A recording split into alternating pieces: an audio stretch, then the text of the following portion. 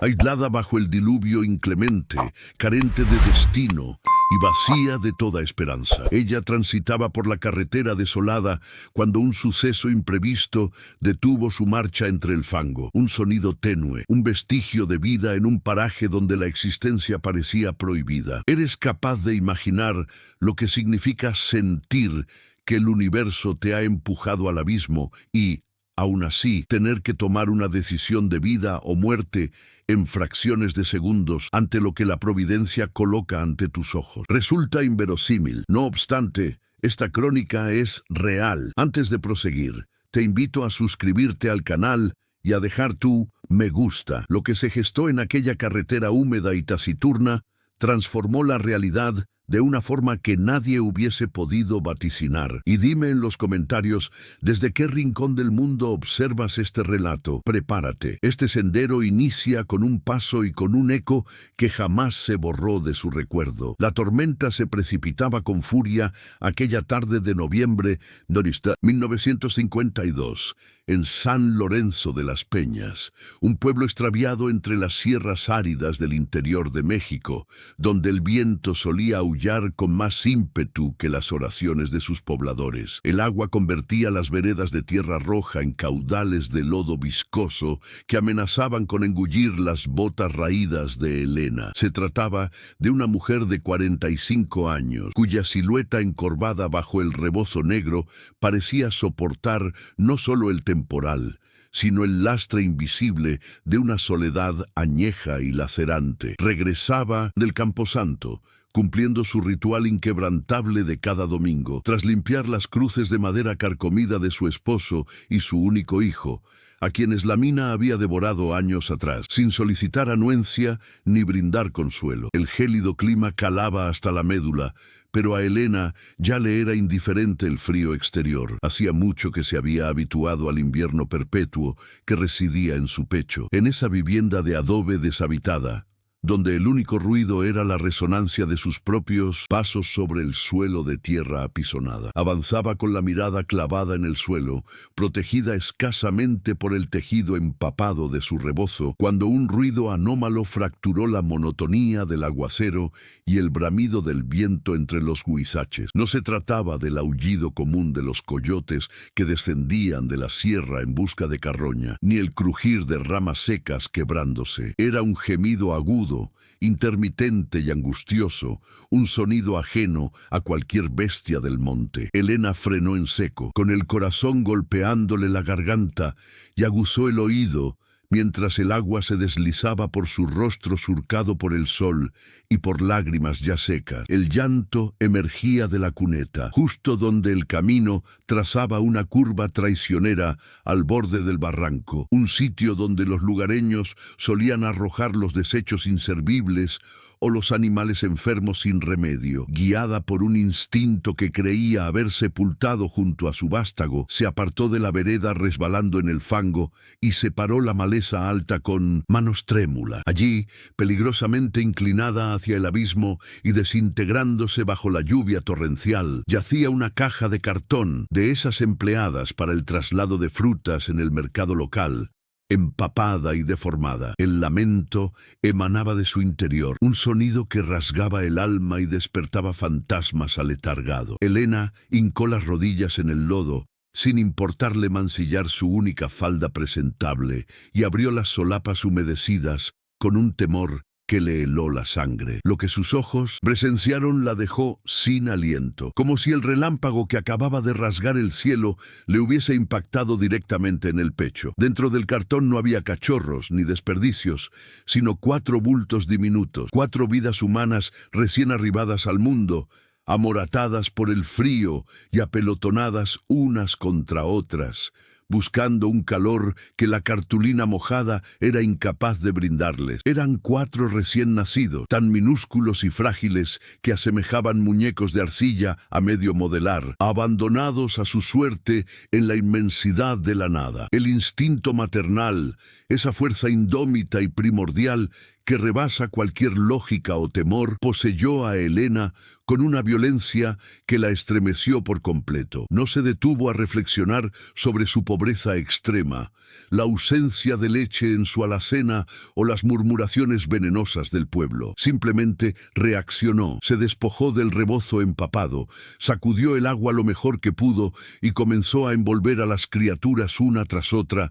intentando transferirles el escaso calor que restaba en su propio cuerpo. Los bebés estaban envueltos en periódicos de la víspera y trapos viejos que hedían a humedad y desamparo. Pero bajo la inmundicia, Elena percibió que la piel de los pequeños era tersa, demasiado suave para haber nacido en un petate de tierra. Con una fortaleza que desconocía poseer, levantó la caja, que ahora pesaba como el universo entero, y la estrechó contra su pecho, blindándola con su cuerpo, mientras emprendía la carrera más trascendental de su existencia hacia su jacal. El trayecto hasta su pequeña morada de adobe se antojó eterno. Cada zancada era una contienda contra el lodo que intentaba apresarla, contra el viento que pretendía arrebatarle la carga y contra el pánico de que aquellos corazones diminutos cesaran de latir antes de alcanzar el refugio. Elena corría y oraba, una letanía atropellada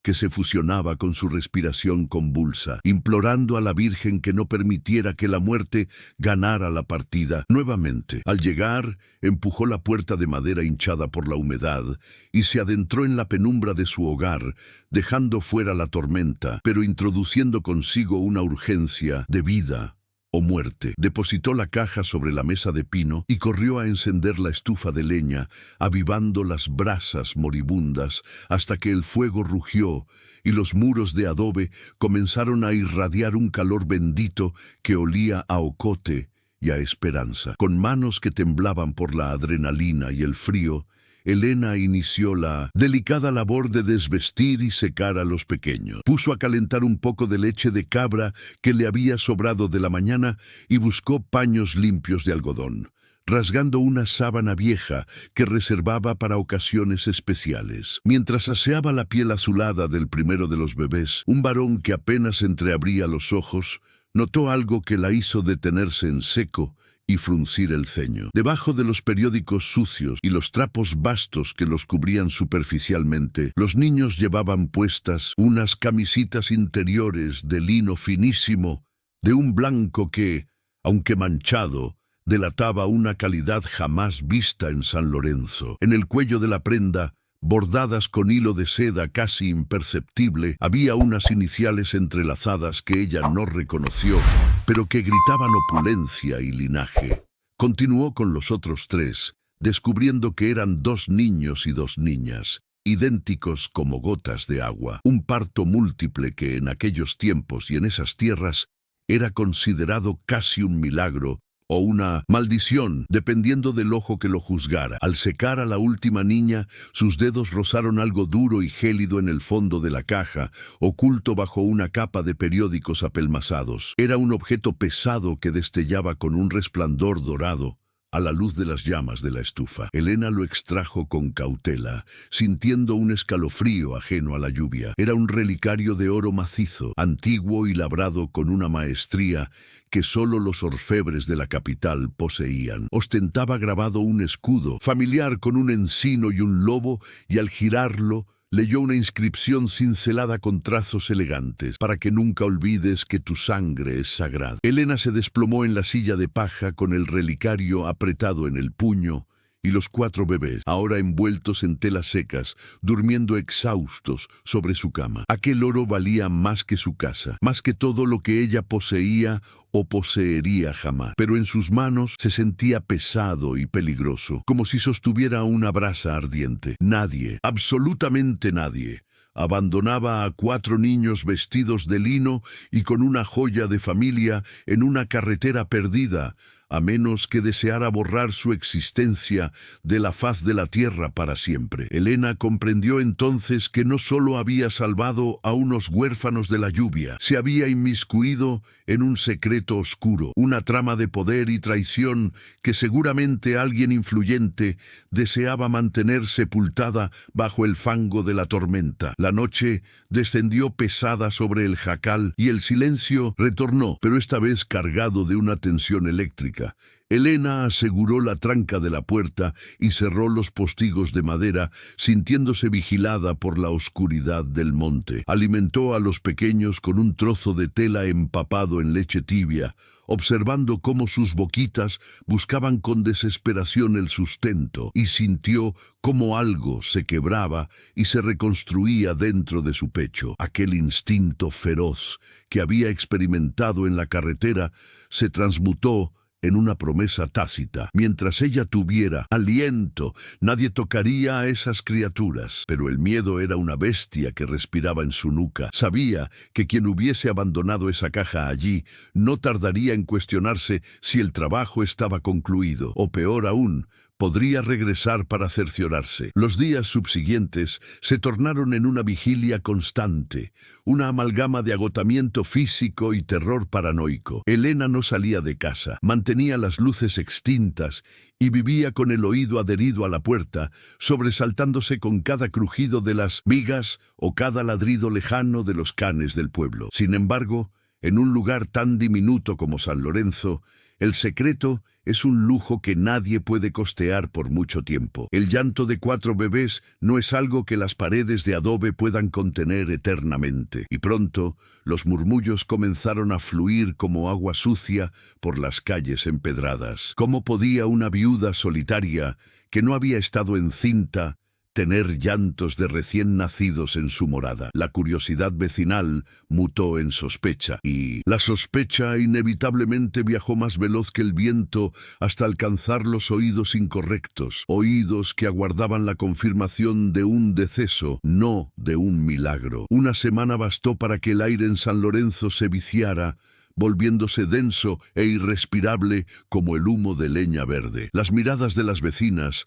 antes indiferentes o cargadas de una lástima distante, se tornaron inquisitivas, clavándose en la espalda de Elena cada vez que salía a buscar agua o a adquirir maíz. El pueblo era un organismo vivo y cruel que se nutría de secretos, y el llanto de 4 niños en la casa de una viuda estéril era un manjar demasiado jugoso para ser ignorado. Elena sentía el cerco estrecharse. Las persianas de las casas contiguas se movían apenas pasaba, y el silencio se hacía súbito en el mercado cuando ella se aproximaba. Sabía que era cuestión de tiempo antes de que la curiosidad deviniera en denuncia, o peor aún, en una noticia que viajara más allá de las montañas, hasta los oídos de aquellos que habían dejado la caja en la carretera para que la tormenta ejecutara el trabajo sucio. El temor se materializó una tarde de martes, cuando el sol pugnaba por atravesar una capa de nubes plomizas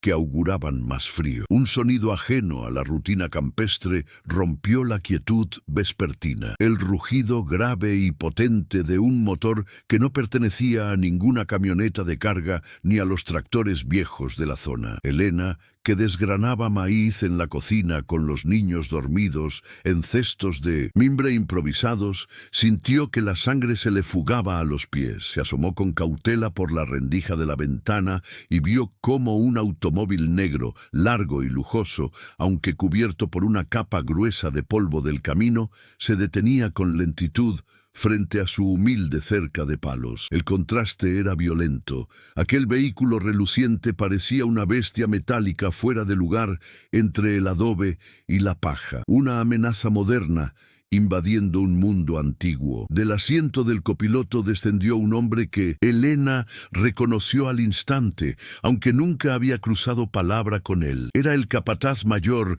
de la hacienda Los Encinos, un sujeto célebre por su crueldad con los peones y por ser la mano derecha del yerno de don Augusto, el administrador que ahora controlaba todo. Vestía un traje oscuro que le quedaba estrecho en los hombros anchos, un sombrero de ala corta y y botas lustradas que brillaban desafiantes contra la tierra seca. Detrás de él bajaron 2 hombres más, con aspecto de matones a sueldo, con las manos inquietas cerca de la cintura, donde seguramente ocultaban algo más que pañuelos. No venían a preguntar por el clima ni a ofrecer empleo. La forma en que miraron la casa, como si tasaran cuánto costaría demolerla, le indicó a Elena que la muerte había venido a tocar a su puerta. Con el corazón galopando como un caballo desbocado contra sus costillas, Elena corrió hacia los cestos donde dormían los pequeños. No había tiempo para pensar, solo para actuar. Con movimientos raudos y sigilosos,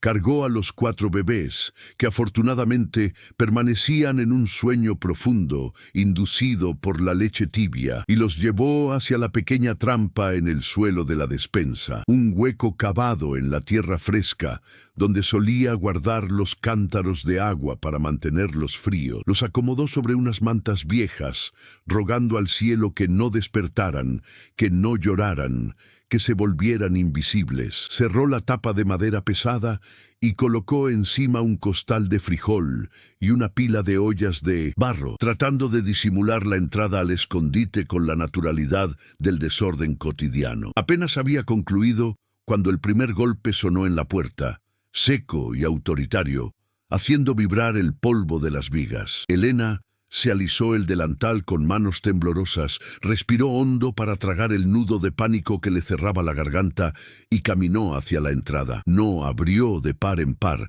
quitó la tranca y dejó apenas una rendija, mostrando solo la mitad de su rostro, endurecido por años de desgracias. El olor que entró no fue el del campo, sino una mezcla penetrante de tabaco caro, loción fuerte y sudor agrio. El capataz estaba allí, tan cerca que podía ver los poros abiertos de su nariz y la frialdad reptiliana de sus ojos oscuros. No saludó, simplemente empujó la puerta con la punta de su bota, obligando a Elena a retroceder un paso, invadiendo su espacio con una insolencia que le heló la sangre. ¿Vive sola aquí, señora?, inquirió con una voz rasposa que intentaba sonar un casual, pero que cargaba el peso de una amenaza explícita. Sola vivo y sola quiero estar, respondió Elena, sorprendiéndose de la firmeza de su propia voz, aunque por dentro sus rodillas parecían de agua. El hombre sonrió, una mueca torcida que no llegaba a los ojos, y se quitó el sombrero con una falsa cortesía burlón. Andamos buscando algo que se nos cayó del camión hace unos días por aquí cerca, dijo paseando la mirada por la habitación vacía, deteniéndose en la estufa encendida y en los bañales de tela secándose cerca del fuego. Unos perritos, unos cachorros de raza fina que el patrón mandó traer. Nos dijeron que alguien vio a una mujer recoger una caja de la carretera. Usted no habrá visto nada, ¿verdad? Porque esos animales valen mucho dinero y el patrón se pone muy mal cuando le roban lo suyo. La mentira era tan burda y grotesca que insultaba la inteligencia. Nadie movilizaba un coche de lujo y 3 hombres armados por unos perros, y mucho menos los buscaban una semana después. Elena sostuvo la mirada del hombre, clavando sus uñas en las palmas de sus manos para controlar el temblor. Aquí no hay perros, ni finos ni corrientes, dijo seca. Y yo no recojo basura de la carretera. Apenas tengo para comer yo, menos voy a tener para alimentar animales ajenos. El silencio que siguió fue espeso, cargado de violencia contenida. El hombre dio un paso hacia adentro, sus ojos escaneando cada rincón, buscando un movimiento, un sonido, un error. Elena contuvo la respiración, rezando para que bajo el suelo, en la oscuridad de la tierra, los 4 ángeles no decidieran reclamar su alimento. El capataz se quedó quieto un momento más, olfateando el aire como un sabueso buscando el rastro de la presa. Luego soltó una risa corta y seca. Es una lástima, dijo retrocediendo finalmente hacia el umbral, porque si alguien tuviera esos perritos y no los devolviera, podría meterse en un problema muy grande. Accidentes pasan todo el tiempo por aquí, casas que se queman, gente que se cae al barranco, ya sabe. Se dio la vuelta lentamente, pero antes de salir lanzó una última mirada sobre el hombro, una mirada que prometía un regreso. Si se acuerda de algo, o si los perritos aparecen ladrando por ahí, más le vale que nos avise. La hacienda Los Encinos sabe recompensar y también sabe cobrar. El coche negro se alejó levantando una nube de polvo rojo que tardó minutos en asentarse, pero la sensación de peligro no se disipó con él. Elena cerró la puerta y puso todas las trancas posibles, arrastrando incluso la mesa pesada contra la entrada. Corrió a sacar a los bebés del agujero, besando sus cabecitas sudorosas con una mezcla de alivio y terror. Sabía que no le habían creído. Habían visto los pañales. Habían sentido su miedo. Esa visita no había sido una consulta, había sido una advertencia final. No volverían a preguntar. La próxima vez vendrían de noche con antorchas o con balas para borrar el error que habían cometido al dejar esa caja con vida. La casa, que antes había sido su refugio, se había convertido en una ratonera de adobe de la que no tendrían escapatoria. Esa noche, el silencio del campo se sintió más amenazante que nunca. Cada crujido de las ramas parecía un paso humano. Cada sombra proyectada por la luna parecía la silueta de un asesino. Elena no durmió. Sentada en una silla junto a los niños, acariciaba el relicario dorado con el pulgar, sintiendo el relieve del escudo familiar. Los Encinos, susurró en la oscuridad, el lobo y el árbol. Todo encajaba. El capataz, la hacienda, la riqueza de la ropa. Entendió entonces que quedarse quieta era una sentencia de muerte. Su única defensa, su única arma contra el poder que quería aplastarlos, estaba grabada en ese pedazo de oro. Tenía que ir a la fuente,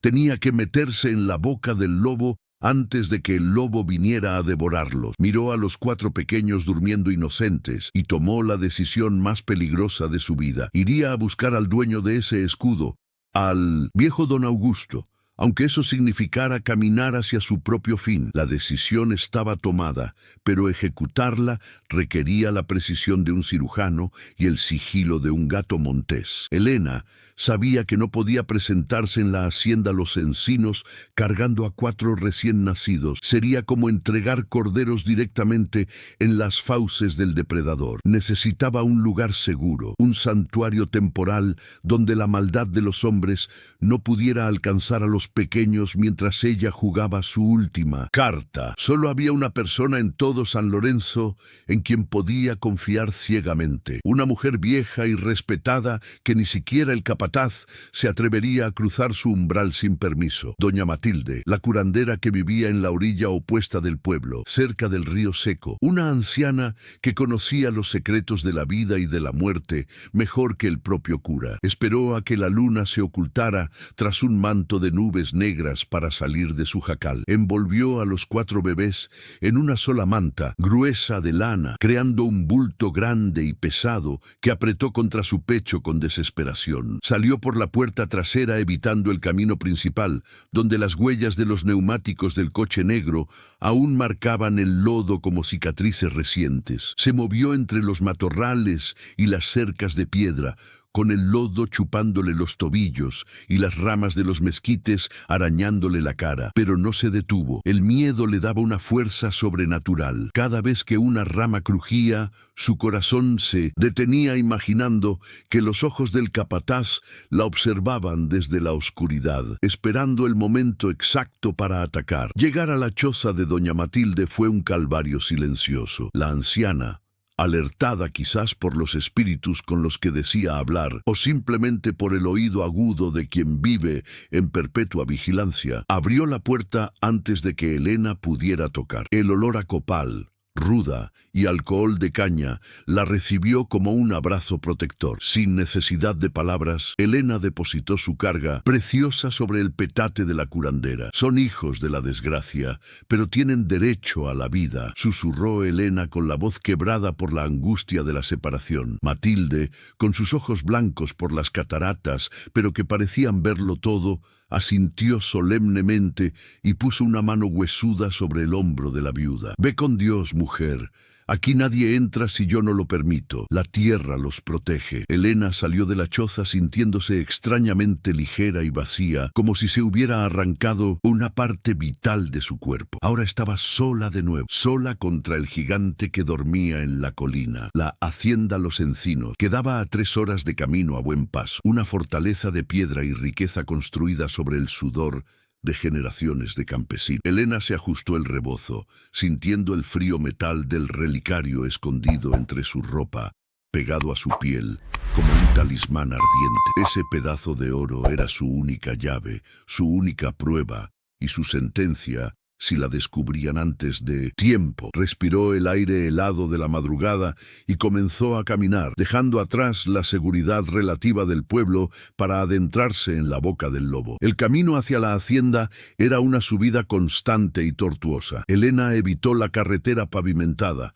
por donde transitaban los camiones de carga y los coches de los patrones. En su lugar, tomó las veredas antiguas, los senderos de cabras que conocía desde niña, cuando su padre la llevaba a recoger leña. La oscuridad era absoluta, apenas rota por el brillo lejano de los relámpagos que aún parpadeaban en la sierra. Sus pies, maltratados por las botas viejas, ardían con cada paso, y el frío de la noche calaba hasta los huesos. Pero el fuego de la indignación la mantenía caliente. Pensaba en los rostros de los niños, en la injusticia brutal de haber sido desechados como basura, y una rabia antigua, la rabia de todas las madres que han perdido hijos, le impulsaba a seguir adelante sin descanso. Mientras caminaba, los recuerdos la asaltaban como fantasma. Recordaba las historias que se contaban sobre don Augusto, el patriarca de los encinos. Decían que había sido un hombre duro, pero justo en su juventud, antes de que la enfermedad y la tristeza lo consumieran. Se decía que vivía recluido desde la muerte de su hija Sofía,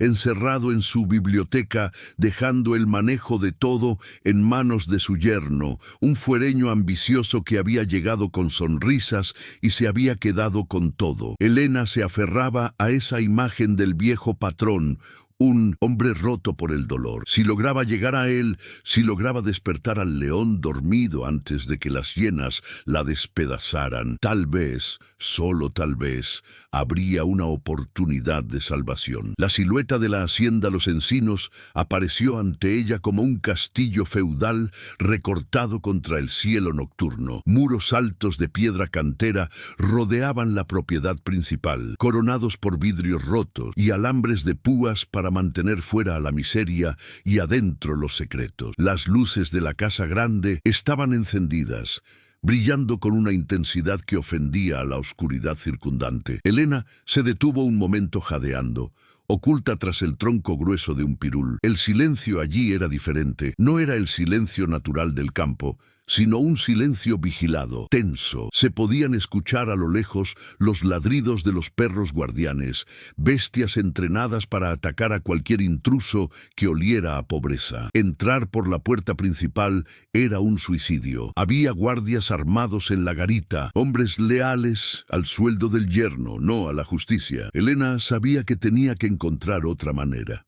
Recordó entonces a Luisa, su amiga de la infancia que trabajaba en las cocinas de la hacienda desde hacía 20 años. Luisa le había contado una vez sobre una entrada de servicio antigua, una pequeña puerta de madera podrida en la parte trasera del muro, oculta por la maleza, que las empleadas usaban para escabullirse a ver a sus novios o para meter contrabando de comida. Si esa puerta seguía allí, y si no había sido sellada, era su única oportunidad de entrar en la fortaleza sin ser vista. Rodeó el perímetro de la muralla con el corazón en un puño, arrastrándose casi a ras de suelo para no ser detectada por los reflectores que barrían los jardines cada cierto tiempo. El olor a jazmín y a tierra mojada de los jardines interiores llegaba hasta ella, una mezcla dulce y enferma. Sus manos tantearon la piedra fría y áspera hasta que sus dedos encontraron la madera astillada de la pequeña puerta. Empujó con suavidad, rezando para que las bisagras no chillaran como almas en pena. La puerta cedió con un gemido sordo, abriéndose lo suficiente para que su cuerpo delgado se deslizara hacia el interior. Estaba dentro, ahora estaba en territorio enemigo, donde un paso en falso significaba desaparecer para siempre en algún pozo seco. Se encontró en la zona de los huertos traseros, lejos de la casa principal, pero peligrosamente expuesta. Se movió de sombra en sombra, avanzando hacia las luces de la cocina. Podía ver el movimiento de las sirvientas a través de los ventanales empañados, preparando quizás el desayuno para los señores que dormían ajenos al drama que se gestaba en sus tierras. Elena necesitaba llegar a la casa grande, cruzar los pasillos de servicio y encontrar la biblioteca, el lugar donde, según decían todos, el viejo don Augusto pasaba sus noches de insomnio. Apretó el relicario contra su pecho una vez más, sintiendo cómo el metal se clavaba en su piel, recordándole que no había vuelta atrás. Esa noche, la verdad saldría a la luz, o ella terminaría enterrada en la oscuridad. El trayecto desde los huertos hasta la entrada de servicio fue una agonía de sombras y latidos desbocados, donde cada arbusto podado parecía un guardia agazapado, y el crujir de la grava bajo sus pies sonaba como disparos en el silencio de la madrugada. El olor a pan recién horneado y café de grano comenzó a flotar en el aire, una fragancia doméstica y reconfortante que contrastaba brutalmente con el terror que Elena sentía en las entrañas, recordándole que en ese mundo de riqueza la vida seguía su curso placentero, mientras afuera, en el lodo, la muerte acechaba. Se pegó a los muros de piedra de la casona, evitando los haces de luz que se filtraban por las ventanas altas, hasta que alcanzó la puerta trasera de la cocina, que estaba entreabierta para dejar escapar el calor de los hornos industriales. Se asomó con la precaución de un animal acorralado, observando el baile frenético de las cocineras que comenzaban la jornada, buscando entre los rostros sudorosos y ocupados el de la única mujer que podría ayudarla a cruzar el umbral sin dar la alarma. Allí estaba Luisa, amasando harina sobre una mesa de madera enorme, con el rostro enharinado y la mirada perdida, envejecida por años de servir mesas donde nunca se sentaba. Elena esperó a que las otras dos muchachas se dirigieran a la despensa para deslizarse hacia el interior, moviéndose rápida y silenciosa, como una exhalación de humo. Luisa, susurró con voz ronca, tocando apenas el brazo de su amiga. La cocinera dio un respingo y soltó la masa, girándose con los ojos desorbitados, lista para gritar, pero la mano callosa de Elena cubrió su boca antes de que el sonido pudiera escapar. En la mirada de Luisa hubo un instante de terror absoluto al reconocer a la viuda, sabiendo que su presencia allí, sucia de barro y con ojos de loca, solo podía significar una desgracia inminente que mancharía los pisos inmaculados de la hacienda.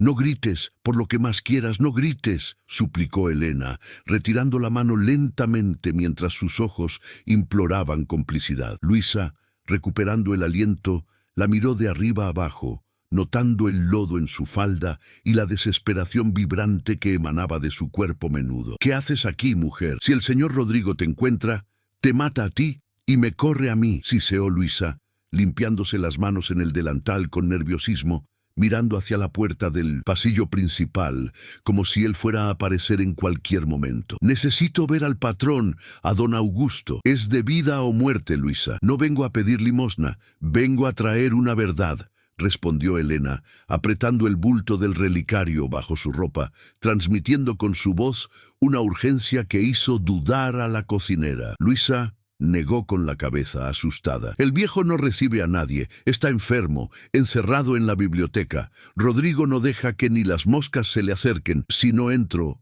va a correr sangre inocente, Luisa, sangre de la propia familia», insistió Elena, clavando sus ojos oscuros en los de su amiga. Algo en esa frase, o quizás la mención de la familia que todos habían rota, hizo que Luisa bajara la guardia. La lealtad a los viejos patrones, a la memoria de la niña Sofía, que había sido buena con la servidumbre, pesó más que el miedo al nuevo amo. «Está en la biblioteca, en el ala este», susurró Luisa rápidamente, señalando hacia el pasillo oscuro que conectaba la zona de servicio con la casa grande. «A esta hora, Rodrigo suele estar en las caballerizas revisando los caballos, pero los guardias hacen ronda. Ve rápido y si te agarran yo no te vi, Que Dios te bendiga, Elena, porque estás caminando sobre brasas. Elena asintió agradecida y se lanzó hacia la oscuridad del corredor antes de que el valor la abandonara. Cruzar el umbral hacia la casa principal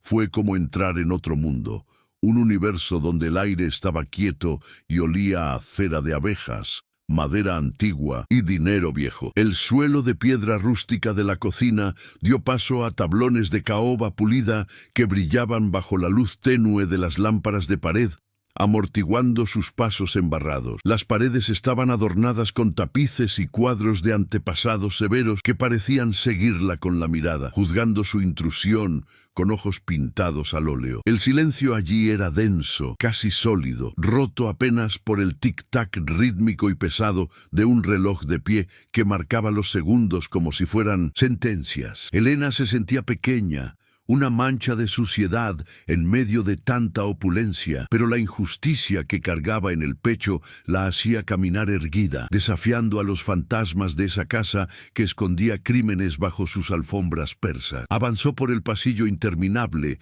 guiándose por las indicaciones de Luisa y por su propia intuición, con los oídos atentos a cualquier sonido. De repente, el ruido de unas botas golpeando el suelo resonó en una escalera cercana, acompañado por el olor inconfundible y asfixiante a tabaco de puro. Elena se congeló. Conocía ese olor. Era el mismo que había impregnado su casa horas antes, el aroma del capataz o quizás del propio Rodrigo. Sin pensarlo, se escondió detrás de una pesada cortina de terciopelo rojo que cubría un ventanal, conteniendo la respiración hasta que los pulmones le ardieron. Los pasos se acercaron, lentos y propietarios, acompañados por un tarareo desafinado. Pudo ver a través de la tela la silueta de un hombre alto pasando a escasos centímetros de ella, tan cerca que podría haberlo tocado. El miedo la paralizó, pero también confirmó su sospecha. El enemigo estaba despierto y vigilante. Esperó a que los pasos se alejaran hacia el comedor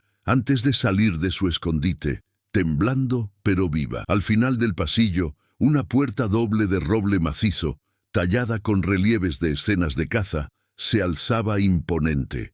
La biblioteca. Una línea de luz dorada se filtraba por debajo, indicando que alguien estaba despierto dentro. Elena se detuvo frente a la madera, sintiendo que al otro lado estaba el final de su camino, para bien o para mal. Sus manos, ásperas por el trabajo en el campo, acariciaron la perilla de bronce fría. Sabía que al girarla no solo abriría una habitación, sino que abriría la caja de Pandora que había encontrado en la carretera. Cerró los ojos un instante, invocando la imagen de los 4 bebés durmiendo en el petate de la curandera, y giró el metal. La puerta se abrió con un gemido suave, revelando una estancia cavernosa, forrada de estanterías que llegaban hasta el techo alto, repletas de libros encuadernados en cuero que olían a polvo y sabiduría olvidada. Una chimenea de piedra dominaba el fondo, con brasas moribundas que proyectaban sombras danzantes sobre las alfombras gruesas. Y allí,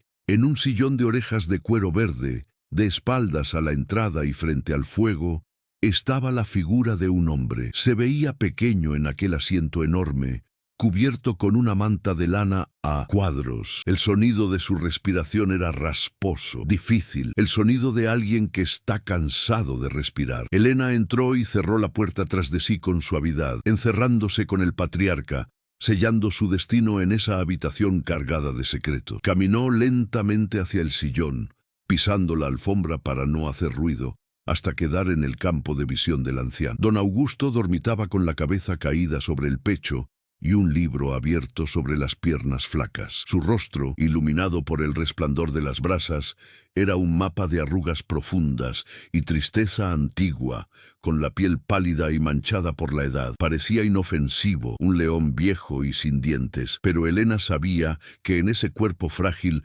residía el único poder capaz de detener la maquinaria de muerte que su yerno había puesto en marcha. Don Augusto, susurró ella con voz firme pero respetuosa. cosa. El anciano se agitó, abrió los ojos lentamente, unos ojos grises y velados por la enfermedad, y la miró con confusión, tratando de enfocar aquella figura extraña que había invadido su soledad. ¿Quién eres? Es hora de mi medicina, balbuceó con voz quebrada. Elena no respondió con palabras vacías. Se acercó a la mesa auxiliar que estaba junto al sillón, donde reposaba un vaso de agua y varios frascos de pastillas. Con manos que ya no temblaban, sacó el relicario de oro de entre sus ropas, sintiendo cómo el metal había absorbido su propio calor corporal. Lo colocó con suavidad sobre la mesa de madera oscura bajo la luz de la lámpara de lectura. El sonido metálico, nítido y claro, cortó el aire viciado de la habitación como una campana. Don Augusto miró el objeto, frunció el ceño y luego,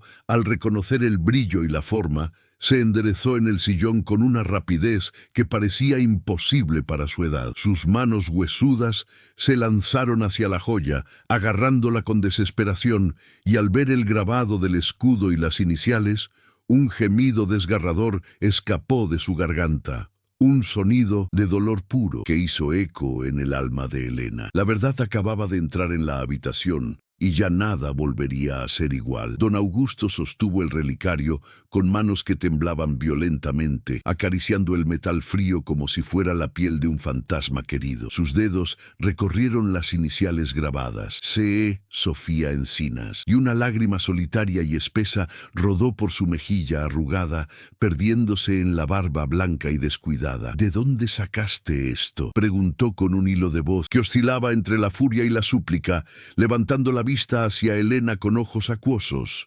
Profanaste su tumba, te atreviste a robar a los muertos. La acusación flotó en el aire viciado de la biblioteca, cargada del dolor de un padre que cree haberlo perdido todo. Elena no retrocedió. Sabía que ese era el momento de la verdad, el instante en que debía romper el corazón del anciano para poder salvar lo que quedaba de su linaje. No robé a los muertos, don Augusto, rescaté a los vivos, respondió Elena con voz firme, dando un paso hacia la luz de la lámpara para que él pudiera ver la honestidad brutal en su rostro sucio de barro. Este relicario no estaba en una tumba, estaba en una caja de cartón empapada, tirada en la cuneta de la carretera vieja junto al barranco. Y no estaba solo. Estaba calentando los cuerpos de 4 recién nacidos que alguien de esta casa mandó tirar como si fueran basura. El anciano la miró con la boca entreabierta, incapaz de procesar la enormidad de lo que escuchaba. ¿4? Sofía. Rodrigo me dijo que el niño nació muerto, que ella murió en el parto. Un solo niño. Elena se arrodilló junto al sillón, quedando a la altura de los ojos grises del patriarca, y le tomó las manos huesudas entre las suyas, ásperas y calientes. Le mintieron, patrón. No fue uno, fueron 4. 2 niños y 2 niñas, idénticos como gotas de agua. Están vivos, don Augusto. Yo los encontré, yo los alimenté, y traían puesta ropa de lino fino bordada, ropa que solo un nieto suyo podría usar. Le contó con palabras rápidas y urgentes cómo los había hallado bajo la lluvia, cómo lloraban de hambre y frío, y cómo el capataz había ido a su casa buscándolos con mentiras sobre perros perdidos. Cada palabra de Elena era un golpe de martillo sobre la fragilidad del anciano, rompiendo la cáscara de mentiras que su yerno había construido a su alrededor durante años. La comprensión amaneció en el rostro de don Augusto, transformando la confusión en un horror absoluto. Su mente, aletargada por la tristeza y quizás por los sedantes que Rodrigo le suministraba, comenzó a atar cabos con una claridad dolorosa. El testamento antiguo de la familia Encinas estipulaba que la fortuna y la tierra pasarían a los nietos varones al cumplir la mayoría de edad. Si Sofía moría sin hijos,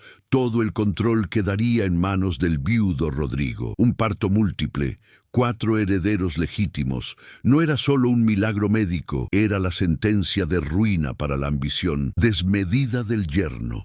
Rodrigo no había visto hijos, había visto rivales, obstáculos que debían ser eliminados antes de que dieran su primer respiro en el mundo. «Están con doña Matilde, la curandera», susurró Elena, apretando las manos del viejo para anclarlo a la realidad. «Están a salvo por ahora, pero su yerno sabe que no murieron, sabe que alguien los tiene. Si usted no se levanta de esa silla, si no recupera el mando de esta hacienda ahora mismo, esta noche correrá la sangre de sus nietos, y la mía también. Don Augusto cerró los ojos y un sollozo seco sacudió su pecho, un sonido de pura agonía. Había estado llorando a una hija muerta mientras sus nietos tiritaban en el lodo. La culpa y la rabia se mezclaron en su sangre, despertando una fuerza que llevaba años dormida bajo capas de resignación. De repente, el león viejo despertó. Don Augusto abrió los ojos y ya no había niebla en ellos, solo un fuego frío y terrible. Se quitó la manta de las piernas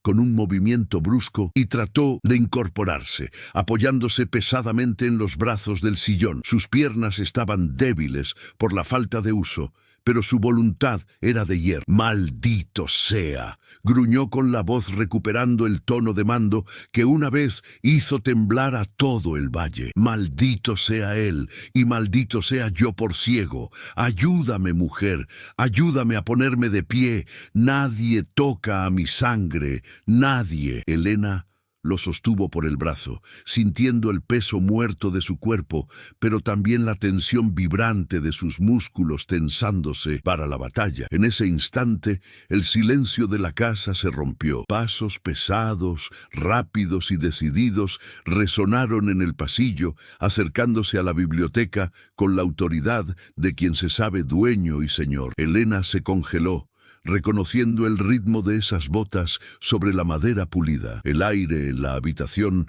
pareció volverse más denso, cargado nuevamente con el olor dulzón y asfixiante del tabaco de puro que se filtraba por debajo de la puerta. No eran los pasos de un sirviente ni de una enfermera, eran los pasos del depredador que había olido a la presa. Don Augusto también lo escuchó, y su mirada se dirigió instintivamente hacia el cajón superior del escritorio de caoba, que estaba a unos metros de distancia. La perilla de bronce giró bruscamente y la puerta se abrió de golpe, golpeando contra la pared con un estruendo que hizo saltar el polvo de los libros antiguos. En el umbral se recortó la figura alta y elegante de Rodrigo, el yerno, el administrador, el asesino. Vestía un batín de seda y llevaba el cabello engominado hacia atrás, brillando bajo la luz del pasillo. Su rostro, habitualmente compuesto en una máscara de falsa preocupación filial, se descompuso al ver la escena. El viejo Augusto de pie,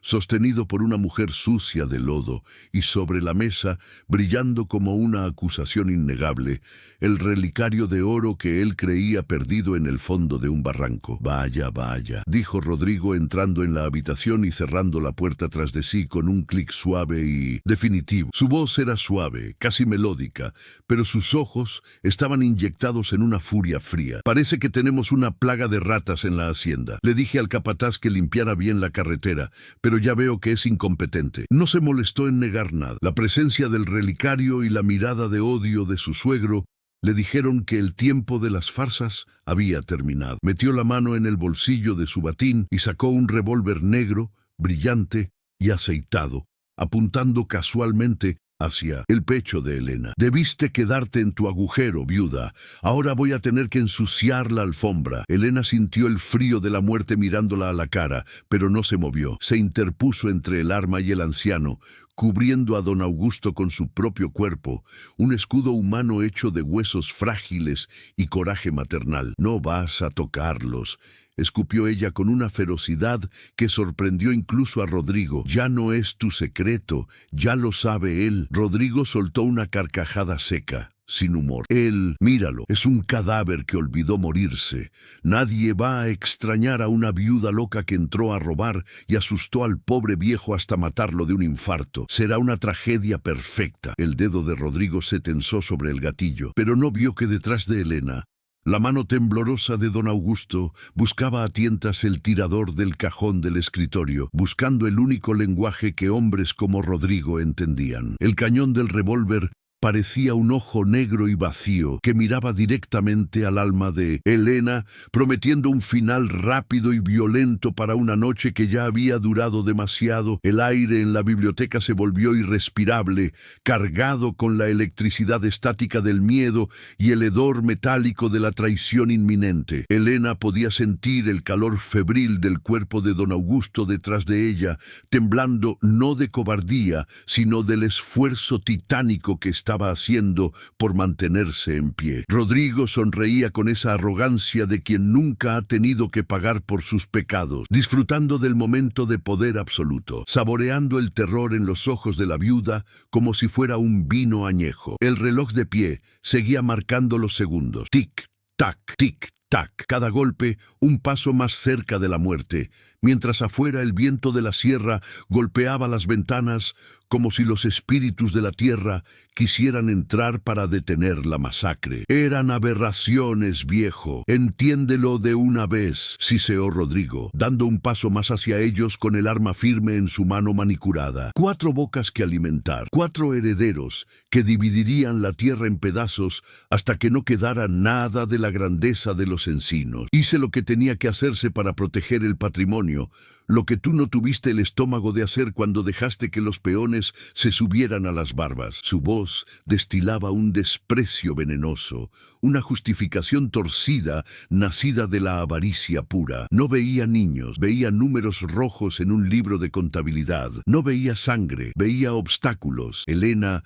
apretó los dientes, sintiendo una náusea profunda ante tanta frialdad, y se preparó para abalanzarse sobre él, sabiendo que moriría, pero esperando ganar unos segundos preciosos para el anciano. Pero don Augusto no necesitaba más tiempo, necesitaba el ángulo correcto. Mientras Rodrigo se embriagaba con su propio discurso de villano, la mano derecha del patriarca, esa mano que todos creían atrofiada por la artritis y la pena, encontró lo que buscaba en el fondo del cajón abierto. Sus dedos se cerraron alrededor de la culata de nácar de su vieja Colt, un 45, un arma pesada de otra época, cargada y aceitada por costumbre y paranoia. El peso del acero le devolvió una fuerza que no sentía desde hacía décadas. Con un gruñido que sonó como el rugido de un animal herido, don Augusto empujó suavemente a Elena hacia un lado, desequilibrándola lo suficiente para despejar su línea de tiro, y levantó el brazo con una firmeza que desafiaba a la muerte misma. El estruendo fue ensordecedor, una explosión que sacudió los cimientos de la casa y dejó los oídos de Elena zumbando como si estuviera dentro de una campana golpeada por un mazo. El fogonazo iluminó la penumbra de la biblioteca por una fracción de segundo, revelando la expresión de sorpresa absoluta en el rostro de Rodrigo. No hubo tiempo para últimas palabras, ni para arrepentimiento. La bala golpeó al yerno en el pecho con la fuerza de un juicio divino, lanzándolo hacia atrás, como si fuera un muñeco de trapo cortado de sus hilos. El revólver negro voló de su mano y se deslizó por el suelo pulido, inútil ahora, mientras Rodrigo chocaba contra una estantería de libros, arrastrando volúmenes de historia y leyes en su caída hacia el infierno. Rodrigo cayó pesadamente sobre la alfombra persa, con los ojos abiertos y vidriosos, mirando al techo alto, mientras una mancha oscura y brillante comenzaba a extenderse rápidamente sobre su camisa de seda blanca. El silencio regresó a la habitación, pero ahora era un silencio diferente, pesado, definitivo, roto solo por el sonido sibilante de la respiración agitada de don Augusto y el olor acre, picante y asfixiante de la pólvora quemada que llenaba la nariz y la garganta. Elena, tirada en el suelo donde había sido empujada, se cubrió la boca con las manos para ahogar un grito, mirando el cuerpo inmóvil del hombre que minutos antes era el amo de todo y ahora no era más que carne muerta sobre lana cara. Don Augusto permaneció de pie un momento más, con el arma humeante todavía apuntando hacia el cadáver, como si esperara que el demonio se levantara de nuevo. Luego, las fuerzas lo abandonaron de golpe. El revólver se le resbaló de los dedos y cayó al suelo con un golpe sordo, y el anciano se desplomó de regreso en su sillón de cuero, jadeando, con la piel grisácea y el sudor perlando su frente. Se acabó, murmuró con voz ronca, cerrando los ojos. Se acabó la mentira. Elena se arrastró rápidamente hacia él, revisando su pulso, temiendo que el esfuerzo hubiera detenido su corazón cansado, pero encontró un latido fuerte, irregular pero vivo, el latido de un hombre que acaba de recuperar su dignidad a balazos. Afuera de la biblioteca, el mundo comenzó a despertar del shock. Gritos ahogados y pasos apresurados resonaron en el pasillo, acercándose como una marea. La puerta se abrió de golpe nuevamente, pero esta vez no era un enemigo. Luisa, la cocinera, entró con el rostro pálido y los ojos desorbitados, seguida por dos guardias de seguridad que miraban la escena con las armas desenfundadas pero bajas, confundidos ante el cuadro dantesco. El patrón vivo, el administrador muerto y la viuda del pueblo arrodillada como una figura de tragedia griega. «¿Don Augusto?», preguntó uno de los guardias, un hombre viejo que había servido en la hacienda desde antes de que Rodrigo llegara. La lealtad en esa casa siempre había estado dividida y la muerte del tirano aclaraba las dudas. «Intentó matarme», dijo don Augusto, abriendo los ojos y clavando una mirada de acero en los guardias, recuperando la autoridad con cada palabra. Señaló el cuerpo de Rodrigo con un dedo tembloroso pero acusador. «Intentó matarme para quedarse con todo y ocultar que mis nietos están vivos. Esa mujer, Elena, me salvó la vida». Los guardias, hombres sencillos que conocían la crueldad de Rodrigo mejor que nadie, enfundaron sus armas y asintieron. No había pena en sus rostros, solo el reconocimiento pragmático de un cambio de mando. «Llamen a la policía rural», ordenó el anciano, «y preparen el coche. Vamos a ir al pueblo. Tengo nietos que recoger». La llegada de la policía rural, horas después, fue un torbellino de luces, preguntas y formalismos que Elena vivió como en una neblina. El escándalo sacudió a San Lorenzo como un terremoto. El poderoso administrador muerto, el viejo patrón resurgido de sus cenizas y la viuda pobre convertida en heroína. Pero a Elena no le importaban las actas ni los jueces. Solo le importaba volver a la choza de doña Matilde. Se subió al asiento trasero del mismo coche negro que horas antes había traído la amenaza a su puerta, pero esta vez iba sentada junto a don Augusto, quien no soltaba su mano, aferrándose a ella como a un salvavidas en medio de la tormenta. El amanecer los encontró en el camino de tierra hacia la casa de la curandera. El cielo se teñía de violeta y naranja, limpiando los restos de la tormenta nocturna. Cuando el coche se detuvo y Elena corrió hacia la puerta de madera vieja, el llanto de los bebés la recibió como la música más dulce del mundo. Entró y los encontró allí, sanos y salvos, cuidados por las manos arrugadas de Matilde. Don Augusto entró detrás de ella, apoyado en su bastón, y cuando vio a los 4 bultos moviéndose sobre el petate, el viejo león se rompió nuevamente, cayendo de rodillas en el suelo de tierra para llorar sobre los rostros de aquellos que llevaban la sangre de su hija amada, prometiendo entre sollozos que nunca más les faltaría nada, ni pan, ni techo, ni amor. Y regreso a la hacienda Los Encinos.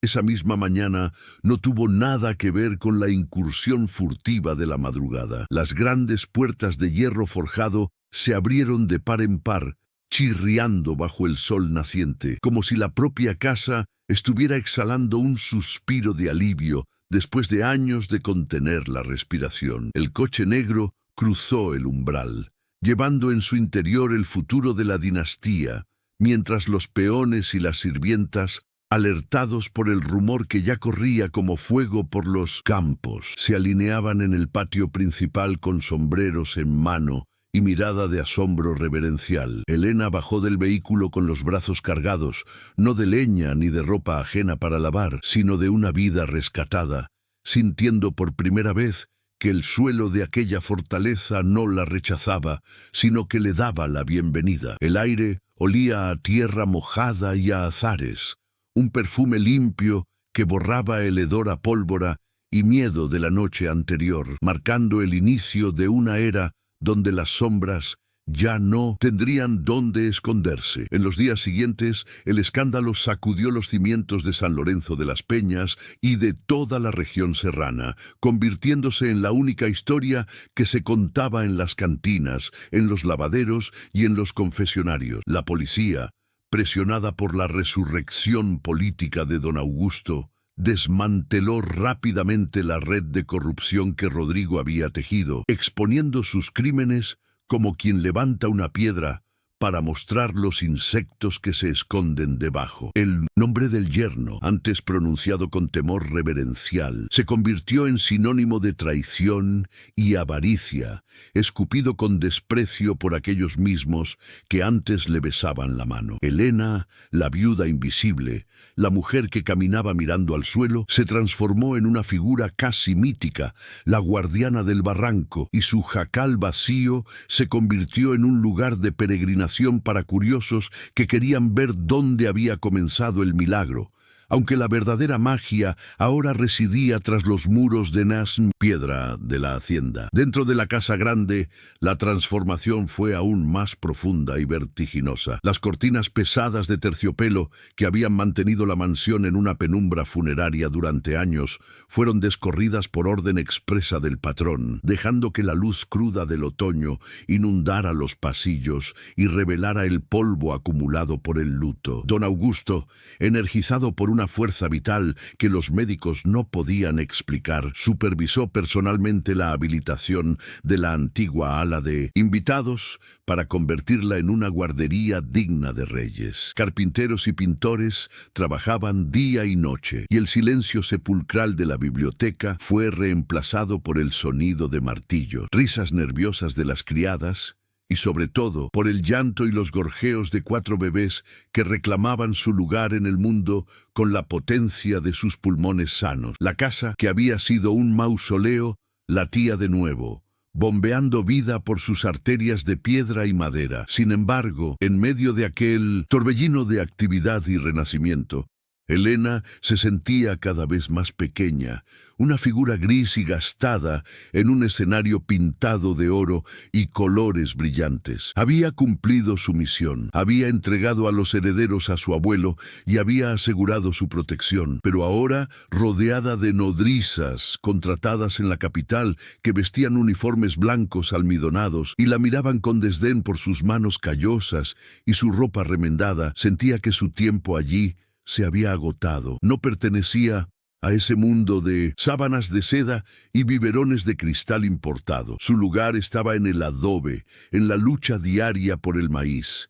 en la soledad digna de su viudez. Una tarde, con el corazón apretado por una tristeza que no quería reconocer, empacó sus pocas cosas en el mismo rebozo que había servido de cuna y fue a buscar a don Augusto para despedirse, convencida de que su papel en la historia había llegado a su fin. Lo encontró en la terraza, sentado en su silla de ruedas, aunque ahora la usaba poco, observando cómo el sol se ponía sobre sus tierras recuperadas con una expresión de paz que suavizaba sus rasgos duros. Cuando Helena se acercó carraspeando para anunciar su presencia, el anciano se giró y su sonrisa se borró al ver el bulto de ropa bajo su brazo. «¿A dónde crees que vas, mujer?», preguntó con esa brusquedad que usaba para ocultar sus emociones, clavando sus ojos grises en los de ella. «A mi casa, patrón», respondió Helena, bajando la vista hacia sus botas viejas. «Los niños están bien, tienen a las enfermeras,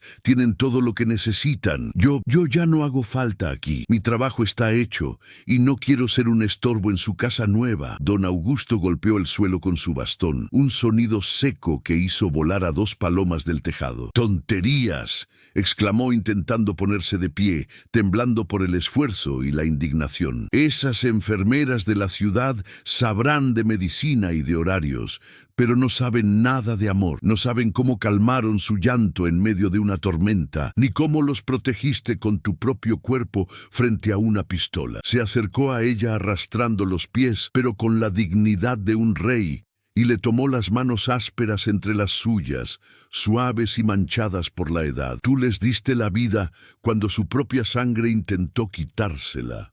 Helena, tú eres más madre para ellos que la tierra que los vio nacer. Si te vas, se llevarán el alma de esta casa contigo. No te estoy pidiendo que te quedes como sirvienta, te estoy pidiendo que te quedes como en familia». La palabra familia quedó flotando en el aire fresco de la tarde, pesada y dulce como la miel virgen. Helena sintió que las lágrimas, esas que había contenido durante años de soledad y dureza, se agolpaban en sus ojos, nublando la vista del jardín. Nadie le había ofrecido pertenecer a algo desde que la mina le arrebató a los suyos. Se había acostumbrado a ser una isla, una sobreviviente que no necesitaba a nadie. Pero al mirar al viejo, vio en sus ojos la misma soledad que ella cargaba y entendió que no le estaba ofreciendo un trabajo, sino una salvación mutua. «Yo», susurró con voz quebrada, «una viuda pobre criando a los nietos del patrón». Don Augusto asintió, apretando su agarre. «Una leona criando a mis cachorros. Eso es lo que necesito. Quédate, Elena. Sé la madre que el destino les robó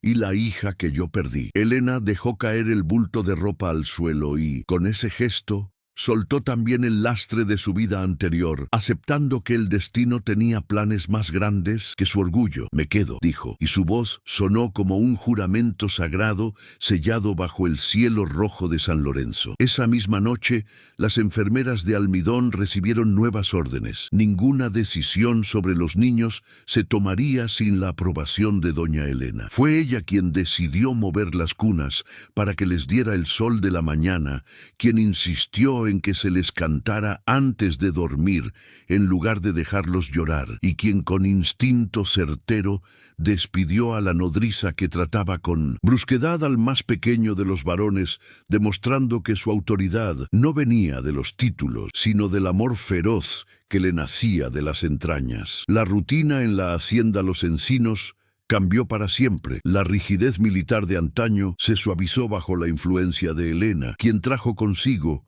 la calidez del pueblo y la sabiduría de la tierra. Los niños crecían rodeados no solo de lujos, sino de historias de campo, de canciones de cuna antiguas y de un afecto tangible que ninguna riqueza podía comprar. Elena aprendió a moverse por los pasillos de mármol sin pedir disculpas por su presencia, cambiando sus vestidos remendados por ropas sencillas pero dignas que don Augusto mandaba hacer para ella, aunque nunca dejó de usar su rebozo, símbolo de la noche en que la vida le cambió el rumbo. Se convirtió en el puente entre dos mundos, enseñándole al abuelo a cargar a los bebés sin miedo a romperlos y a reírse de las manchas de leche en sus trajes de lana inglesa. Meses después, en una noche tranquila donde la lluvia era solo un recuerdo lejano y amable que regaba los campos, Elena se encontró observando a los 4 niños dormir en sus cunas de madera tallada. La luz de la luna entraba por la ventana,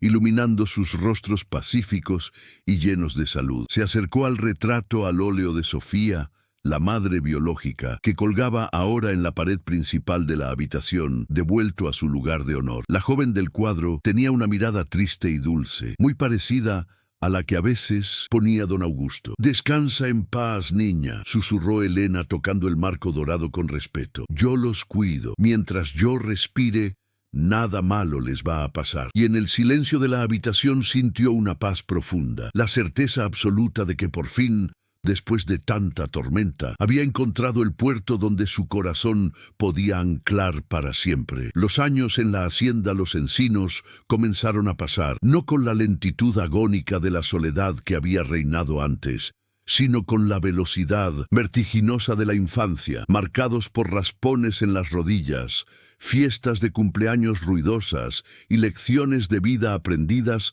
entre los surcos de la tierra. Los 4 bebés, que habían llegado envueltos en periódicos mojados, se transformaron en niños robustos y curiosos que llenaban los pasillos de mármol con el eco de sus risas y sus juegos, desafiando la solemnidad de los retratos antiguos. El silencio sepulcral que había asfixiado la casa durante la tiranía de Rodrigo fue reemplazado por una cacofonía vital. El sonido de pelotas rebotando contra las paredes de piedra, gritos de alegría en el jardín y el murmullo constante de 4 voces que preguntaban el porqué de todas las cosas. La hacienda dejó de ser un mausoleo para convertirse en un hogar vibrante, donde cada rincón guardaba ahora un recuerdo feliz, borrando poco a poco las manchas oscuras del pasado.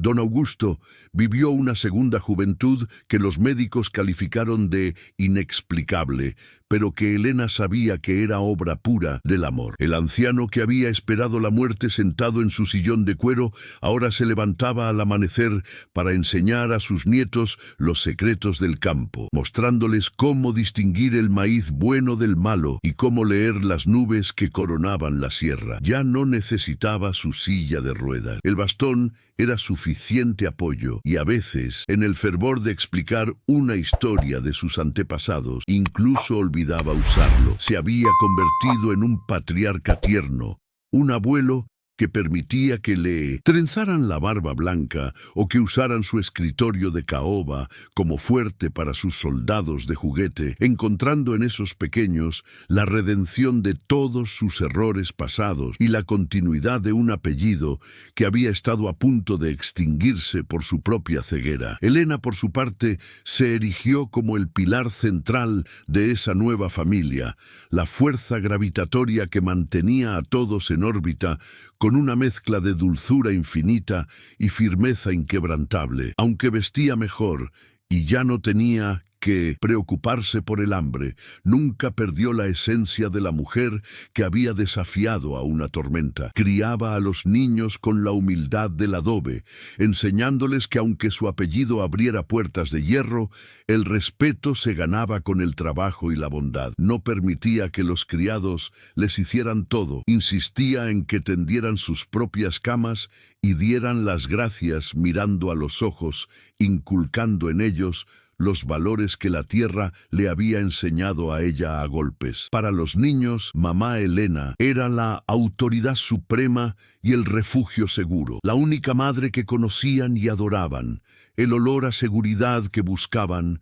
cuando las pesadillas nocturnas los despertaban. El pueblo de San Lorenzo de las Peñas también cambió su mirada hacia la hacienda. El resentimiento y el miedo que Rodrigo había sembrado se disiparon con los años, reemplazados por un respeto genuino hacia la familia que había renacido de la tragedia. La leyenda de los cuatrillizos del milagro se contaba en cada esquina, y Elena era vista no como una viuda con suerte, sino como una elegida por la providencia, una figura casi santa que había traído la justicia divina a la tierra. Cuando bajaba al pueblo con los niños para la misa dominical, la gente se quitaba el sombrero, no por obligación servil, sino por admiración. Elena había logrado lo imposible, unir dos mundos, el de los patrones y el de los peones, bajo el puente del amor maternal, demostrando que la sangre no es lo único que define a una familia. Sin embargo, el pasado a veces regresaba en forma de ecos meteorológicos, recordándoles la fragilidad de su felicidad. Una noche de noviembre, cuando los niños tenían ya 7 años, una tormenta feroz azotó la sierra, idéntica a aquella que había marcado su llegada al mundo. El viento aullaba como un demonio buscando entrar, y los truenos hacían vibrar los cristales de las ventanas. Elena, sentada en la sala costurando, sintió un pánico irracional, un flashback vívido del frío, el lodo y el miedo a ser descubierta por el coche negro. Sus manos empezaron a temblar, y por un momento volvió a ser la viuda desamparada en la carretera. Pero entonces 4 pares de brazos la rodearon. Los niños, asustados por los truenos, habían corrido hacia ella buscando protección. Al abrazarlos, Elena entendió que el círculo se había cerrado. Ella los había salvado de la tormenta una vez, y ahora ellos la salvaban a ella de sus propios recuerdos, anclándola al presente seguro que habían construido juntos. Con el paso del tiempo, don Augusto comenzó a preocuparse por el futuro, no el inmediato, sino el que vendría cuando él ya no estuviera para protegerlos con su bastón y su apellido. Sabía que la ley de los hombres era traicionera y que sin papeles firmados la posición de Elena podría ser cuestionada por algún pariente lejano y ambicioso que apareciera como buitre. Así que, en un acto de previsión y amor, convocó al notario más respetado de la capital y redactó un nuevo testamento, uno que blindaba a la familia contra cualquier amenaza externa.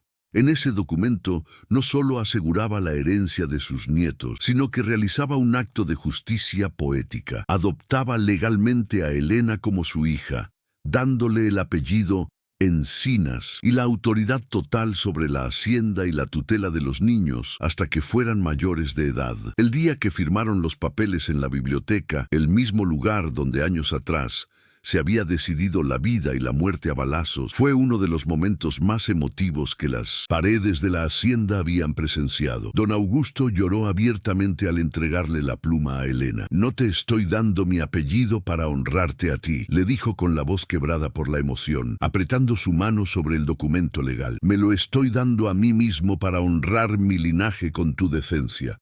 Tú has sido más hija para mí en estos años que lo que yo merecía». Elena, firmando con su letra redonda y cuidadosa, sintió que finalmente cerraba la herida de su propia orfandad, aceptando que el destino le había quitado una familia biológica para regalarle una elegida, construida sobre la base sólida de la lealtad y el sacrificio compartido. La verdad sobre su origen nunca se les ocultó a los niños, pero se les contó como un cuento de hadas oscuro donde el amor había vencido al mal. Sabían que su madre biológica, Sofía, era la mujer hermosa del cuadro que los miraba desde el cielo, y que Elena era la madre de la tierra que los había rescatado. Sabían que había existido un hombre malo, cuyo nombre no se mencionaba, que había intentado hacerles daño, pero que el abuelo y mamá Elena los habían defendido como leones. Esta honestidad brutal,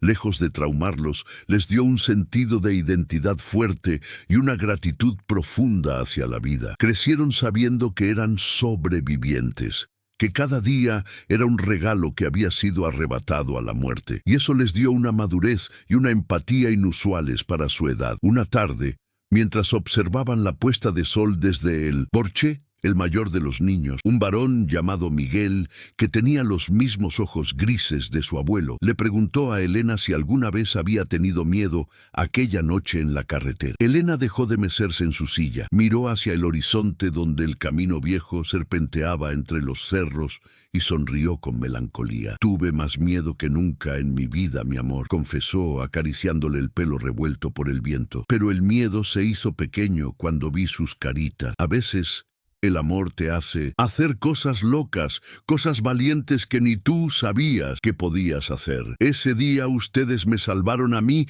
tanto como yo a ustedes. Yo estaba muerta en vida y ustedes me devolvieron el alma». Ahora, mirando hacia el futuro, Elena sabía que su trabajo no había terminado, pero la parte más difícil, la de sobrevivir a la tormenta, había quedado atrás. Los niños se estaban convirtiendo en jóvenes fuertes, bondadosos y conscientes de su responsabilidad con la tierra y con la gente. La hacienda prosperaba, no solo en riqueza, sino en humanidad. Don Augusto, aunque más lento y cansado, sonreía con la satisfacción del deber cumplido. Y ella, la viuda del rebozo negro, se había transformado en la matriarca de los encinos, una mujer que había tejido un destino nuevo con los hilos rotos de la tragedia. La noche caía suavemente sobre San Lorenzo y por primera vez en muchas décadas no había monstruos acechando en la oscuridad, solo la promesa tranquila de un mañana que finalmente les pertenecía por derecho propio. El tiempo, ese escultor silencioso que no perdona ni a la piedra ni a la carne, continuó su marcha inexorable sobre los campos de San Lorenzo de las Peñas. 18 años habían transcurrido desde aquella noche de tormenta y balas, y la hacienda Los Encinos había florecido bajo una gestión donde la justicia pesaba tanto como el oro. Los 4 niños, aquellos bultos frágiles rescatados del barro, se habían transformado en jóvenes vigorosos que caminaban con la seguridad de quien se sabe amado y la humildad de quien conoce el precio de su propia vida. Miguel, el mayor, tenía la mirada de águila de su abuelo y se encargaba ya de supervisar las cosechas. Las gemelas, Ana y Lucía, habían heredado la belleza melancólica de su madre biológica, pero tenían las manos fuertes y trabajadoras de Elena. Y el menor, Gabriel, mostraba una inclinación por los libros que recordaba a las largas tardes de lectura en la biblioteca. La casa estaba llena de vida, pero en el ala este, donde el sol pegaba más suave por las tardes, una luz comenzaba a apagarse lentamente, anunciando el fin de una era y el comienzo del último adiós. Don Augusto, el león que había rugido una última vez para salvar a su sangre, se encontraba ahora en el invierno definitivo de su vida. Su cuerpo, que había resistido el dolor de la pérdida y la euforia del reencuentro, se había vuelto frágil como el papel antiguo, y la silla de ruedas que había abandonado años atrás volvió a ser su compañera inseparable. Pasaba los días en la terraza, envuelto en mantas de lana, con la mirada perdida en la línea donde el cielo tocaba la sierra, como si estuviera buscando el camino de regreso hacia aquellos que se habían ido antes. Ya no hablaba mucho, sus palabras se habían vuelto escasas y preciosas, reservadas para consejos puntuales o para expresar un cariño que ya no necesitaba disfraces. Elena, con el cabello ahora completamente plateado y recogido en su eterno chongo bajo, era su sombra fiel, la única que entendía sus silencios y sabía leer en sus ojos grises cuando el dolor o la nostalgia apretaban demasiado el pecho cansado. Una tarde de domingo, cuando el viento soplaba suave trayendo el olor a tierra mojada de las primeras lluvias de la temporada, don Augusto llamó a Elena con un gesto débil de su mano manchada por la edad. Ella se acercó y se sentó a su lado, tomando esa mano que una vez había empuñado un revólver para defenderla. «Ya es hora, hija», susurró él, con una serenidad que heló y calmó el corazón de Elena al mismo tiempo. «He robado al tiempo más años de los que merecía, solo para verlos crecer, pero ya estoy cansado. Sofía me está esperando». Elena sintió un nudo en la garganta, ese viejo conocido que aparecía cada vez que la muerte rondaba, pero no lloró. Sabía que llorar sería una falta de respeto hacia la paz que el anciano había conquistado con tanto esfuerzo. «No diga eso, patrón. Todavía tiene que ver a Gabriel graduarse», intentó replicar. Pero él le tapó la boca suavemente con un dedo tembloroso. «No, Elena, mi reloj se paró y me voy tranquilo porque sé que tú te quedas al timón. Tú eres el cimiento de esta casa. Prométeme que no dejarás que olviden de dónde vinieron». La promesa se selló con un beso en la frente y un apretón de manos que contenía todo el agradecimiento de dos vidas entrelazadas por la tragedia. Esa misma noche, don Augusto murió en su sueño, sin dolor, sin agonía. Simplemente dejó de respirar como quien apaga una vela que ya ha consumido toda su cera. Se fue rodeado por el olor a lavanda de sus sábanas limpias y bajo la mirada vigilante de Elena, que sostuvo su mano hasta que el calor se disipó. No hubo gritos ni desesperación cuando la noticia se dio a conocer al amanecer. Hubo una tristeza profunda, sí, densa como la niebla matutina, pero también una sensación de completitud. El patriarca había cumplido su ciclo, había protegido, había amado y había asegurado el futuro. Los cuatro jóvenes, al enterarse, entraron en la habitación en silencio, besaron la frente fría de su abuelo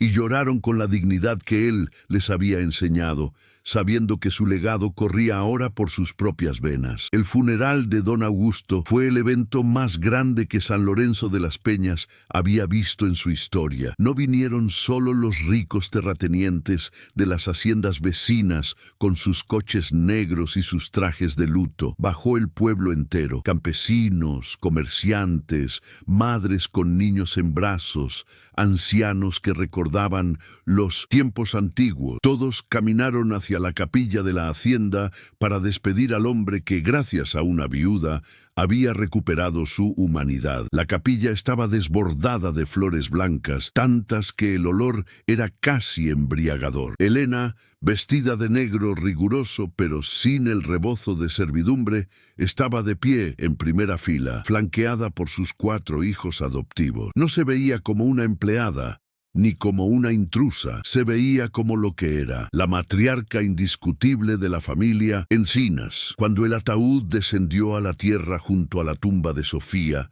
Elena sintió que enterraba no solo a un padre y un amigo, sino al último testigo de su propia soledad pasada. La lectura del testamento, días después, fue un mero trámite legal que confirmó lo que todos ya sabían y respetaban. No hubo sorpresas, ni parientes lejanos reclamando derechos, ni disputas por la plata. Todo estaba meticulosamente planeado para mantener la unidad. La hacienda pasaba a manos de los 4 nietos, pero la administración total y el usufructo vitalicio quedaban bajo el control absoluto de Elena Encinas hasta su muerte. El notario leyó la última cláusula con voz solemne. A mi hija Elena, que me devolvió la dignidad y la descendencia, le dejo no solo mis bienes, sino mi confianza eterna. Ella es la verdadera dueña de los encinos, pues sin ella estas paredes serían solo ruina. Los jóvenes, lejos de sentirse desplazados, abrazaron a su madre adoptiva, reconociendo que aquel papel solo legalizaba la autoridad moral que ella siempre había tenido sobre sus vidas y sus corazones. Sin embargo, en las semanas posteriores al entierro, una duda insidiosa comenzó a crecer en el pecho de Elena. Caminaba por los pasillos enormes de la casa grande y se sentía pequeña, sin la presencia imponente de don Augusto llenando el espacio. Se preguntaba si realmente pertenecía allí ahora que él no estaba, si los muchachos, ya hombres y mujeres hechos y derechos, realmente la necesitaban o si solo la toleraban por respeto a la voluntad del abuelo. Una noche, Miguel la encontró sentada en la cocina pelando papas con las cocineras como en los viejos tiempos, buscando consuelo en la sencillez del trabajo manual. «Mamá», le dijo él quitándole el cuchillo de las manos con suavidad, «no necesitas hacer esto. Tú eres la patrona». Elena lo miró y en sus ojos vio el reflejo del viejo Augusto. «Soy la patrona por un papel, hija. Pero aquí adentro», se tocó el pecho, «sigo siendo la viuda que encontró una caja». Miguel sonrió y le besó las manos callosas. «Y por eso eres la patrona, mamá, porque nunca olvidaste la caja. Nosotros tampoco». Esa conversación encendió una chispa de necesidad en Elena. Al día siguiente pidió que prepararan el coche y condujo sola hasta el lugar exacto en la carretera vieja donde todo había comenzado. El camino estaba pavimentado ahora y el barranco ya no parecía tan profundo ni tan amenazante como aquella tarde de tormenta. Se detuvo en la curva, bajó del vehículo y caminó hacia la cuneta. La hierba seguía creciendo alta y salvaje y el viento soplaba con la misma fuerza de siempre. Allí, en ese punto exacto donde la muerte había intentado ganar la partida, Elena había mandado construir años atrás una pequeña capilla de piedra dedicada a la Virgen de la Soledad. Era un lugar sencillo, siempre con velas encendidas por los viajeros que conocían la historia y pedían protección. Elena se arrodilló frente al pequeño altar y tocó la tierra. «Gracias», susurró al viento. «Gracias por la lluvia que me detuvo. Gracias por el llanto que escuché». Al regresar a la hacienda, Elena convocó a sus 4 hijos en la biblioteca. Se sentó en el sillón de cuero verde de don Augusto, no como una usurpadora, sino como una sucesora. Los miró uno a uno, viendo en sus rostros la mezcla de sangres y destinos que habían confluido para crear ese momento. «Su abuelo se ha ido», les dijo con voz firme, «y la hacienda es fuerte, pero una casa no se mantiene en pie, solo con dinero y cosechas. Se mantiene con memoria. Quiero que nunca olviden que su vida comenzó en una caja de cartón y que eso no es una vergüenza, es su mayor orgullo. Significa que son sobrevivientes. Significa que cada día que viven es una victoria contra la maldad». Sacó del cajón el viejo relicario de oro, ese que había sido la llave de todo, y lo puso sobre la mesa. «Esto es suyo, pero recuerden, el oro brilla, pero lo que calienta es la lana. Nunca pierdan la humildad». Los meses se convirtieron en años y la transición de poder se completó de manera orgánica y pacífica. Miguel asumió la administración de las tierras aplicando técnicas modernas, pero escuchando siempre los consejos de los viejos capataces que Elena le señalaba. Ana y Lucía se involucraron en la escuela del pueblo y en el pequeño hospital que la familia había financiado, devolviendo a la comunidad parte de la bendición recibida. Gabriel se fue a la ciudad a estudiar leyes, prometiendo volver para defender a los que no tenían voz, inspirado por la historia de su propia adopción. Elena, ahora anciana, pasaba sus días en el jardín viendo cómo el ciclo de la vida continuaba, cómo llegaban los bisnietos, cómo la hacienda se llenaba de nuevas risas. Ya no tenía miedo al futuro ni dolor por el pasado. Su corazón estaba en paz, lleno hasta los bordes,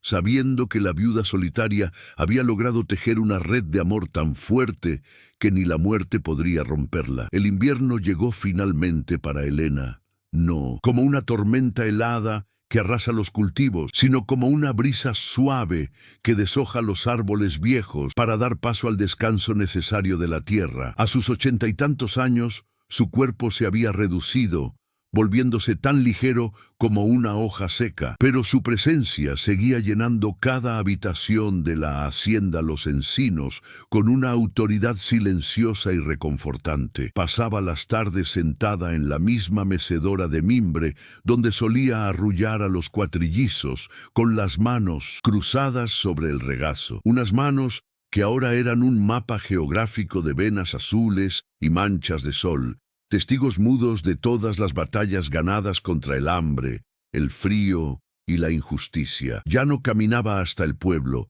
pero el pueblo subía a ella. Las mujeres jóvenes venían a pedirle consejo sobre partos y penas de amor, y los hombres se quitaban el sombrero al verla en el pórtico, reconociendo en esa figura frágil a la guardiana que había desafiado a la muerte con un rebozo. La capilla de 1912, piedra en la carretera vieja, se había convertido en un lugar sagrado, no solo para la familia, sino para toda la región, un faro de esperanza en medio de la nada. Los viajeros se detenían allí para dejar velas, flores silvestres y a veces juguetes de madera, ofrendas silenciosas a la Virgen de la Soledad y a la memoria de la mujer que no siguió de largo. Se decía que en ese tramo del camino los milagros eran posibles, que si uno escuchaba con atención en las noches de lluvia, no se oía el llanto de niños abandonados, sino el canto de una nana antigua que calmaba cualquier dolor. Elena sonreía cuando escuchaba estas historias, sabiendo que la leyenda había superado a la realidad, pero aceptando que la gente necesita creer que el bien siempre deja una huella imborrable en la tierra, una marca más profunda que cualquier cicatriz de maldad. Una Navidad, la casa grande se llenó hasta los topes con el ruido alegre de 4 generaciones reunidas bajo el mismo techo. Un milagro de multiplicación que había comenzado con 4 vidas rescatadas. Había bisnietos corriendo por los pasillos, tropezando con las alfombras y riendo con la libertad de quien nunca ha conocido el miedo al abandono. Elena presidía la mesa larga del comedor, observando los rostros de Miguel, Ana, Lucía y Gabriel, ahora con canas en las sienes y arrugas de risa alrededor de los ojos. Miró los platos llenos de comida, el pavo horneado, el ponche caliente, y por un segundo su mente viajó atrás en el tiempo, a aquella noche oscura en su jacal frío, cuando solo tenía un poco de leche de cabra y un corazón desesperado. La abundancia que la rodeaba no era de dinero, sino de vidas. Su mayor riqueza no estaba en el banco, sino sentada a esa mesa, comiendo y brindando por ella. Gabriel, que había cumplido su promesa de convertirse en un abogado defensor de los desposeídos, se levantó para hacer un brindis, golpeando suavemente su copa de cristal con un tenedor de plata. Por la abuela Elena, dijo, con voz firme y emocionada, que nos enseñó que la sangre te hace pariente, pero la lealtad te hace familia. Por la mujer que no necesitó darnos la vida para salvárnosla. Todos alzaron sus copas y Elena sintió un calor en el pecho que no venía del vino, sino de la certeza absoluta de haber cumplido su misión. No había vacíos en su alma, ni preguntas sin respuesta sobre por qué Dios le había quitado a su primer hijo. Entendía ahora que su corazón había tenido que ser vaciado por el dolor para tener espacio suficiente para albergar un amor tan inmenso como el que ahora la desbordaba. Esa noche, cuando la fiesta terminó y el silencio volvió a asentarse sobre la hacienda, Elena pidió a sus hijos que la llevaran a la terraza para ver las estrellas una última vez antes de dormir. El cielo de la sierra estaba limpio, un manto de terciopelo negro salpicado de diamantes fríos. Miguel la arropó con una manta gruesa y le besó la frente. «Descansa, mamá», le susurró. Elena se quedó sola, meciéndose suavemente, escuchando el canto de los grillos y el susurro del viento entre los encinos centenarios. Cerró los ojos y pudo sentir la presencia de todos los que habían partido: su esposo, su hijo biológico, don Augusto, Sofía, no como fantasmas tristes, sino como una compañía cálida que la esperaba en la otra orilla. No tenía miedo a morir. La muerte era solo quitarse un rebozo viejo para ponerse uno de luz. Recordó el relicario de oro, guardado ahora en una caja de seguridad para las futuras generaciones, y pensó en lo irónico del destino. Ese objeto,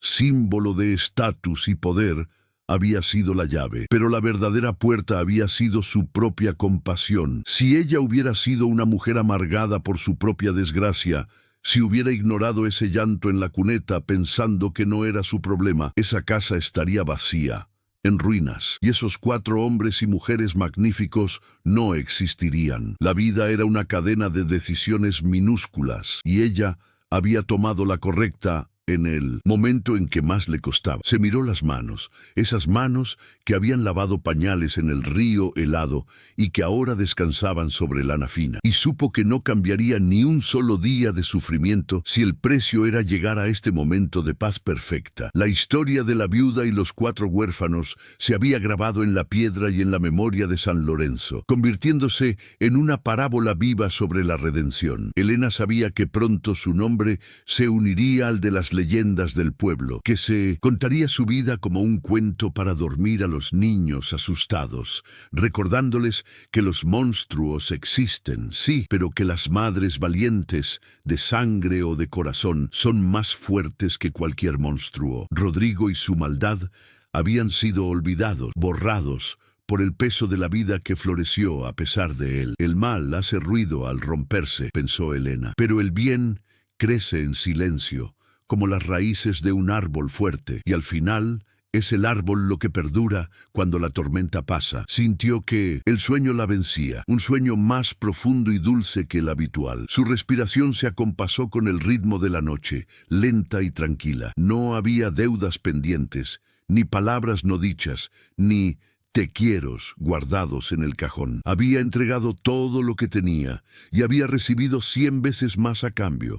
En su último pensamiento lúcido, volvió a sentir el peso de la caja de cartón en sus brazos, pero ya no pesaba. Era ligera como una pluma, llena de luz, llena de futuro. Elena, la madre de los encinos, dejó de mecerse y, con una sonrisa imperceptible en los labios, soltó las amarras de su barco para navegar hacia el amanecer eterno que se merecía. A la mañana siguiente, la encontraron tal como había quedado, mirando hacia el horizonte con serenidad, como si solo estuviera descansando los ojos. El luto que cubrió la hacienda no fue negro, fue blanco, lleno de gratitud. La enterraron junto a don Augusto y Sofía, cerrando el triángulo de amor que había sostenido a la familia. Pero dicen que si pasas por la hacienda Los Encinos al atardecer, cuando la luz dorada baña los campos de cultivo, todavía se puede sentir una presencia cálida, una vigilancia amorosa que cuida que ningún niño pase frío y que ninguna puerta se cierre